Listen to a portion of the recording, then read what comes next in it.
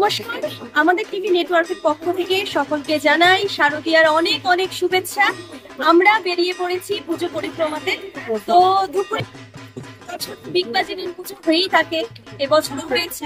আমরা এখন আছি ধূপগুড়ি উত্তরায়ণ ক্লাবের এখানে, আর এখানে মণ্ডপ সজ্জা খুবই সুন্দর, সেটা আমরা আপনাদেরকে দেখাবো। এবছর এখানে 53তম পুজো উপলক্ষে আমেরিকার স্বামীনারায়ণ মন্দিরের আদলে এই মণ্ডপ সজ্জা এখানে সাজানো হয়েছে। তোমাদের আমরা দেখাবো সেটা।